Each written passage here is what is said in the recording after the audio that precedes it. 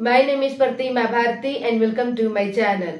दोस्तों, आज की इस वीडियो में मैं आपको बताने जा रही हूँ कंडीशनल थर्ड के बारे में, जिसका है पार्ट 2।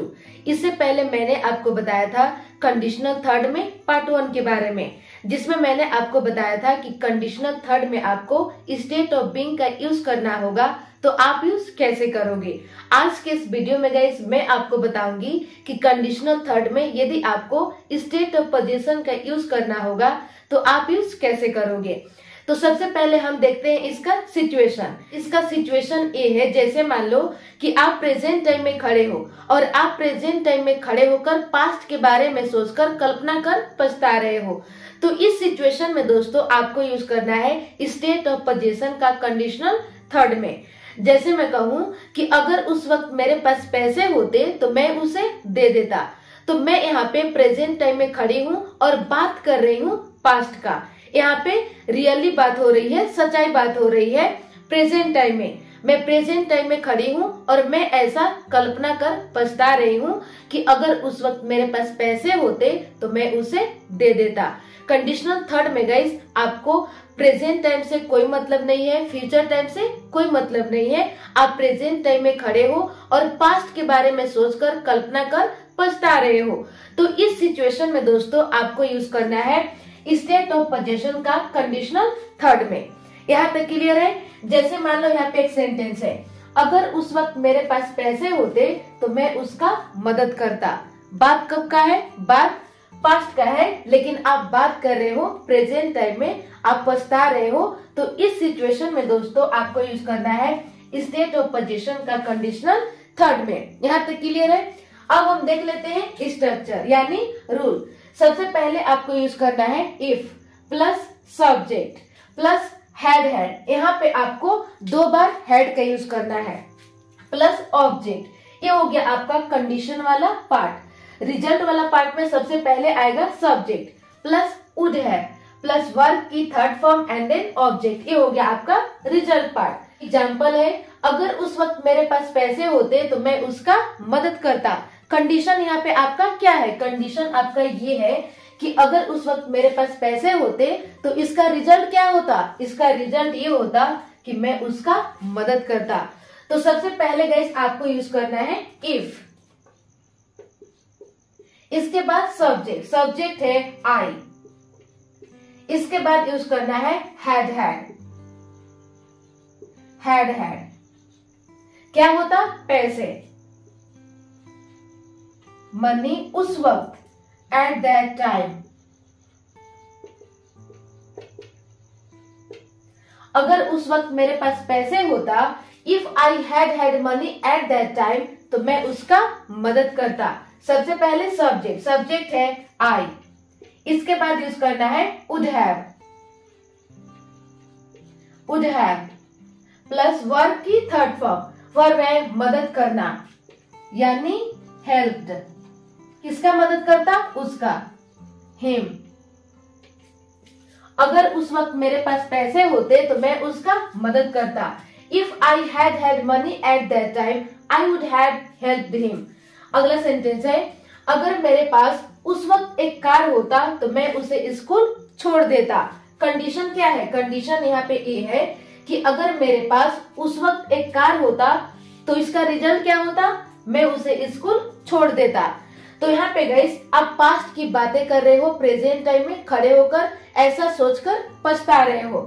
तो सबसे पहले यूज करना है इफ। इसके बाद सब्जेक्ट, सब्जेक्ट है आई। इसके बाद आपको यूज करना है हैड। क्या होता? एक कार होता, अ कार। कब? उस वक्त, एट दैट टाइम। तो मैं उसे स्कूल छोड़ देता। सबसे पहले सब्जेक्ट, सब्जेक्ट है आई।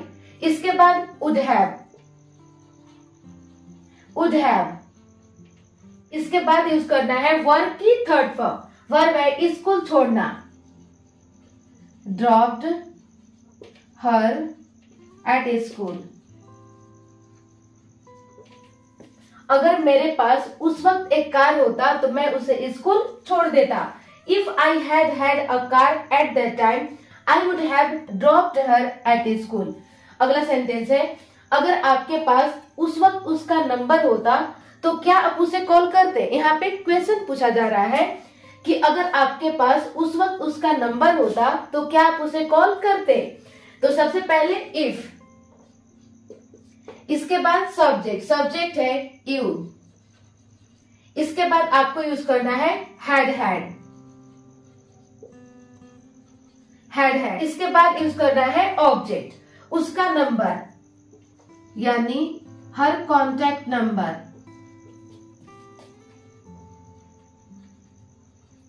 उस वक्त एट दैट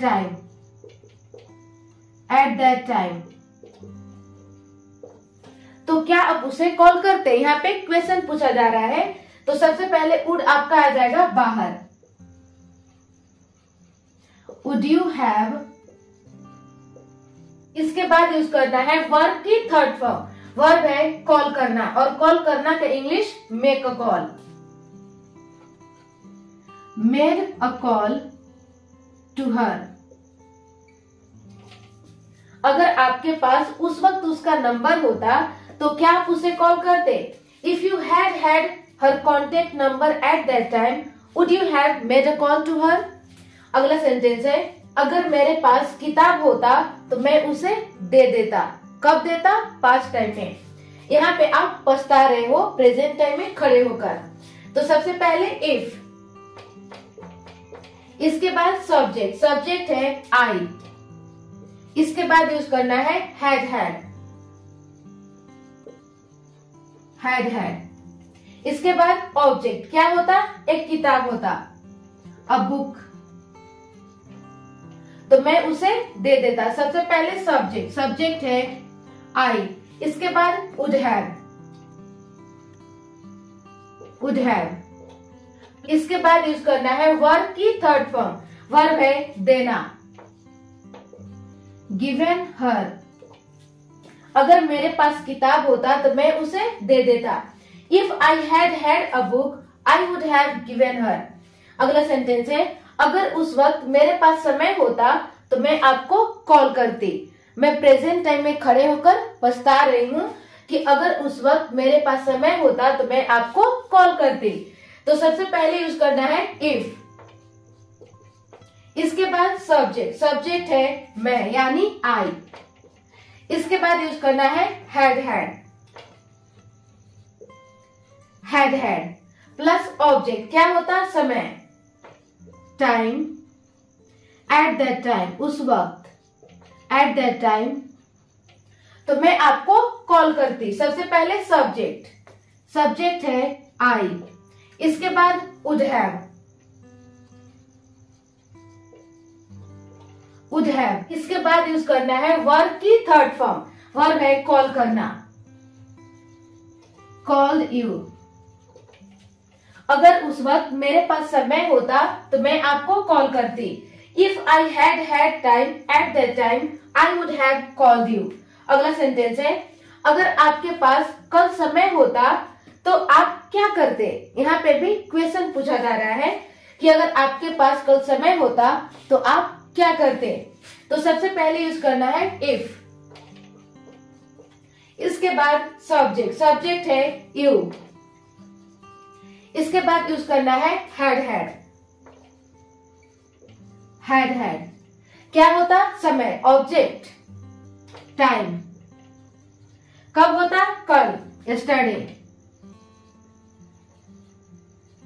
तो आप क्या करते, यानी WH वर्ड। तो यहाँ पे आपका हो जाएगा what would you have done. अगर आपके पास कल समय होता तो आप क्या करते। If you had time yesterday what would you have done. ये हो गया गाइस आपका स्टेट ऑफ पोजीशन का यूज कंडीशनल थर्ड में। तो बस गाइस आज के लिए इतना ही, मिलते हूँ नेक्स्ट वीडियो में। और ये वीडियो आपको कैसा लगा कमेंट सेक्शन में आप जरूर बताना। Thank you.